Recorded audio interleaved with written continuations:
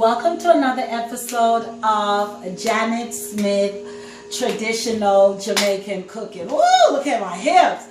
Seems like I need to also slow down on the food that I'm cooking because I swear I feel like I'm gaining weight.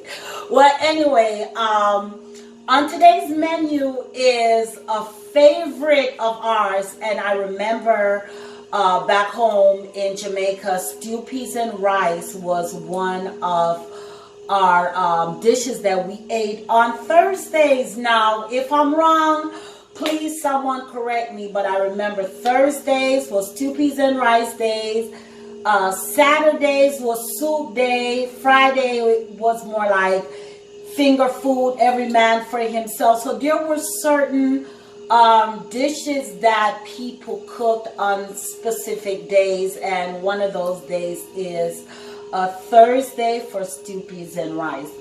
Now, swear y'all, I bought 2 tails of oxtail. Even all of this, though all of this is not going in the pot, but I swear to you, $64 for 6 pounds of oxtail. This is ridiculous for 2 tails. And in the stew peas and rice, I'm putting about only 5 bones. Because I'm sorry, this is even more expensive than steak. So I will be putting oxtail in my stew beef. And I think this is short rib. And what I did is I asked them to cut it for me, cut it up. And I'm going to put some beef short ribs. And I have some salt beef. We're going to use red peas, 1 pack of the red peas, coconut, and what I will be doing is boiling the peas and the meat together in the coconut and the seasoning, and we'll take it from there. So on tonight's menu is stew peas and rice. So I'm here preparing the pot. I did ask the young man if he could cut this bone for me. He didn't cut them up, the short rib. I guess he was afraid of the saw. So anyway, let me go ahead and just chop these up a little bit smaller because I want everyone to be able to have. I know I can't find my chopper, so I won't be cutting off much.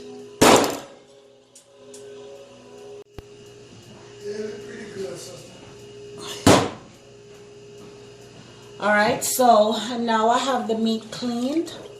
Let me go ahead and put in the meats. I'm going to boil the meats together with all the seasoning, with my garlic, my fresh garlic, my pimento, fresh thyme.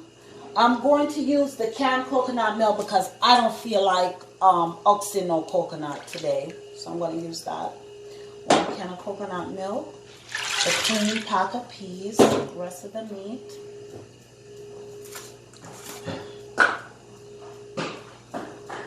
Some of my garlic powder.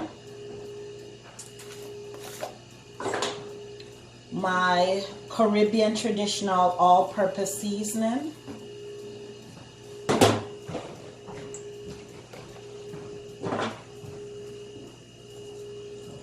About 12 pimentos. Then I'm going to put in some fresh thyme, and let me go ahead and put this on the stove. This is going to take, I would say, about, I'm going to say this food is going to take me about 3 hours for me to cook. So let me go ahead and get busy, okay? Alright, so the peas with the meat and everything has been cooking for, I want to say, about 2.5 hours. Let's look at the peas. Okay, so you see how the peas is open? That lets me know that the peas is cooked. So let me go ahead and put in my spinners, and that's the little dough. Let me go ahead and put that in, and then afterwards I will be seasoning the pot with scallion, and just see how the pot tastes. Now, some people put a lot of various seasoning in their stew peas and rice. I really want to taste the stew peas. Now, in the beginning, I remember I did show you guys a whole coconut. I did not feel like oxing no coconut. So what I did is I went on ahead and used a can of coconut milk. Oh, sorry for the camera moving. But I went on ahead and used a can of coconut milk. I boiled the, let me put this on here, maybe this will be better. And you have to move fast. So what I did is I boiled the coconut milk, the pimento, thyme. I didn't have the fresh thyme, but what I do is I buy the thyme by the box, let it dry, and then I blend it out and I put it in a plastic bag for whenever I need it. So I want to say I used about a tablespoon of thyme that I powdered in here, about 2 to 3 pegs of garlic, some onion powder, and I just rinsed the meat. I did not give it one boil and then re-boil it with the peas. I just rinsed the meat and went on ahead and put it in with the peas because I wanted the other meats to get the flavoring from the seasoned salt beef. Okay, so let me go ahead and continue doing this. That's something that we love in stew peas is called spinners. Now, one of the secrets to making spinners is you see how my hands, there's hardly any residue of flour on my hands. So when you're making spinners, you want to make sure that when you make the flour, it's only flour, water, and you don't make it too soft. You want to make it firm so that as it's cooking in the pot, it doesn't come out soggy. Okay, so let me go ahead and finish up my spinners. All right, so we're coming down to the end of my, I should have cut this up, but sorry guys. All right, so this is how the stew peas is looking so far. I know it looks like red pea soup, but I'm gonna continue letting it cook. The meat and the peas is already cooked. Everything is already cooked. The only thing that I'm waiting for is the dumpling.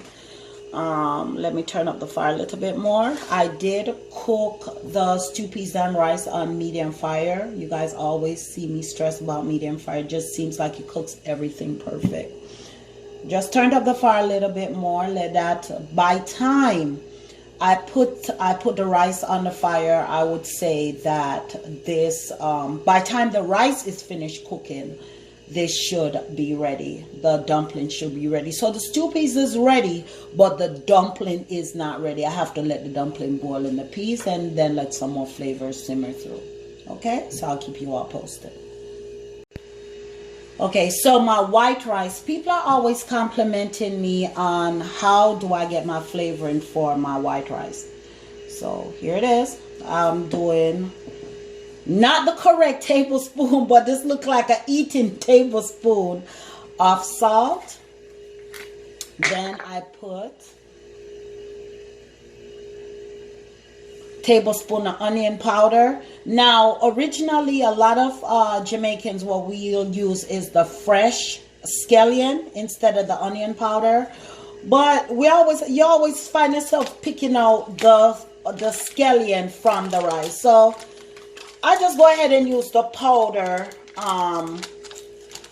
Just that way you don't have to be picking out the scallion. Now, I use butter. Make sure it's butter, it's not margarine. I don't like, well, me personally, some people use margarine. I use butter. Stir up the pot. All right, let me turn up the fire. I don't know if you all can see how small amount of water I use in this rice. I noticed that this pot My rice of preference is jasmine rice. It doesn't matter what brand jasmine rice. To me, jasmine rice is jasmine rice.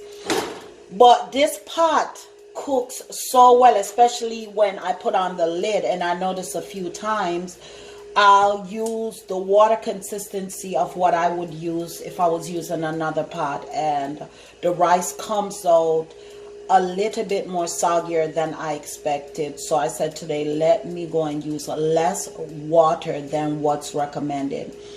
Once the water start boiling, I'm gonna stir the rice a little bit more because I want the stick of butter to spread throughout the rice. I'm gonna cover the pot and turn down the fire to between low and medium, and then let it just sit there. Like I said in my other tutorials, that rice does not like to be disturbed. If you want your rice to come out like how you would see it on pictures, because for me, looking at the food and the smell goes before my taste. So I always make sure that I try to make sure that my food look like it would on a picture.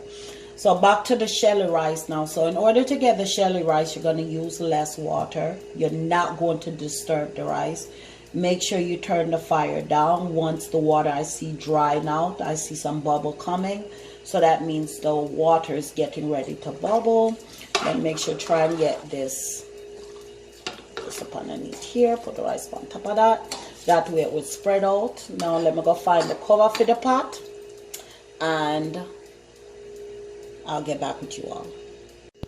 Okay, so let's take a look at the rice. Okay, so the rice seems as if this time I did not put too much water in it. I try to go according to the measurements so I can assist you guys, since I'm used to working with looking from eyesight. Okay, and then look at the rice and peas. Rice and peas is looking nice. The funny thing is, I made 2 phone calls and this whole pot is gone. All of this is already gone for tonight's meal. So I'm really happy that it's not only me alone eating this food. I do see my pants, they are fitting tighter thanks to me doing this weekly cooking. Fortunately, the only time I cook is when I'm doing the show. So anyway, that's really good. But I am enjoying what I'm doing. So let me come back to this rice in the next 20 minutes. And I'm going to, when I get back, the fire is low enough where I don't have to disturb the stew peas. So I'll keep you all posted. Okay, so I just opened up the rice. Let's see how it's coming out. And I say to lift the rice. If you notice, I'm just lifting the rice at the side. Just want to make sure.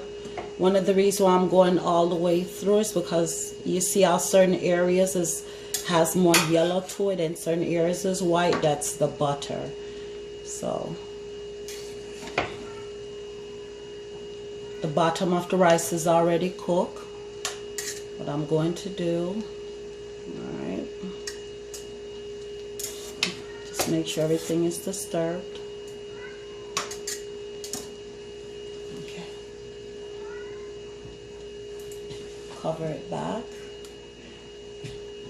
and that's turning out nice. Okay, and I'll be back in the next 10 minutes.